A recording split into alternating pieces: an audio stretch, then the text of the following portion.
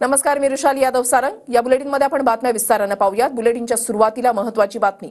एकाच महिलेला किती पद देणार असा सवाल उपस्थित केलाय रुपाली पाटलांनी। चाकणकरांच्या नावाच्या चर्चेवर रुपाली पाटील यांनी फेसबुक पोस्ट लिहिलेली आहे। एक व्यक्ती एक पद या न्यायानुसार दादा न्याय देतील असा विश्वास आहे।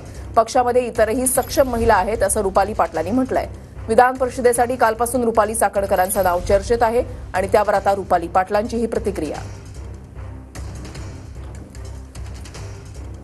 तर रुपाली पाटलांनी काय म्हटलेलं आहे? एक व्यक्ती एक पद या न्यायानुसार आमचे अजितदादा न्याय नक्की देतील असा विश्वास आहे। एकाच महिलेला किती पद देणार?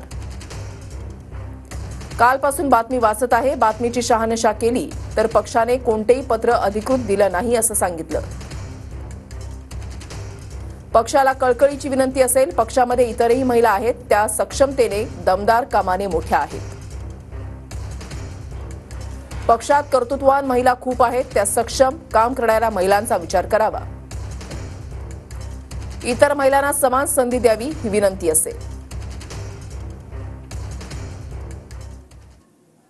पवार गटाच्या प्रवक्त्या रुपाली पाटील आता आपल्या सोबत आहेत। तुम्ही विधान परिषदेच्या जागांसंदर्भात ज्या पद्धतीने फेसबुक पोस्ट केलेली आहे, कारण या विधान परिषदेच्या जागांमध्ये रुपाली चाकणकर यांचं नाव चर्चेत आहे, त्यांना या संदर्भातली संधी मिळणार, या संदर्भालाच तुम्ही जे काही फेसबुक पोस्ट केलेले आहे, काय नेमकं तुम्हाला म्हणायचं आहे? ज्या विधान परिषदेवर घेत आहेत ते राज्यपाल नियुक्त आमदार आहेत। त्याचे नियम असे आहेत की वकील, डॉक्टर, इंजिनियर, सोशल सामाजिकमध्ये असलेले तज्ञ लोकांची आमदारकीपदी निवड करणे हा त्या राज्यपाल आमदार निवडचे नियम आहेत। आता कालपासून जी बातमी लागली तर आमच्यासाठी ते शॉक होतं की लोकशाही पद्धतीने कुणाची नावं घेतलेली नाहीयेत आणि डायरेक्ट रुपाली चाकणकर यांना संधी हे जे आलं त्याच्यावर ही बातमी आल्यानंतर माझ्यासह अनेक राष्ट्रवादी काँग्रेस पक्षातील पदाधिकारी कार्यकर्त्यांनी पक्षाकडे विचारणा केली असता त्यांनी सांगितलं की ही बातमी आम्ही पक्षाने दिलेली नाहीये, पक्षाचे अधिकृत कोणतेही पत्र नाही, पक्षाने दिलेली नाहीये। मग अशा बातम्या येतात कुठून? या बातम्या देतं कोण? आणि डायरेक्ट एक लक्षात गेलं, कोणीही त्याच्यामध्ये आमदारकीसाठी इच्छुक असू शकतं, विधान परिषदेवर जाण्यासाठी।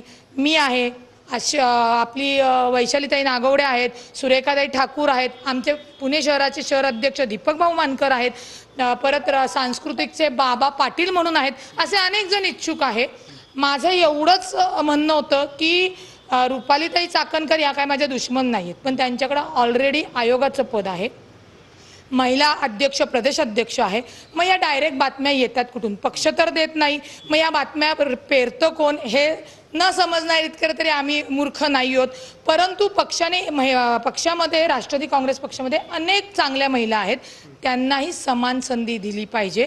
मी पुढे जाऊन म्हणते की माननीय अजितदादांनी लाडकी बहीण योजना आणली, तर या लाडक्या बहिणीला सुद्धा अजितदादा असाच फायदा करून देतील।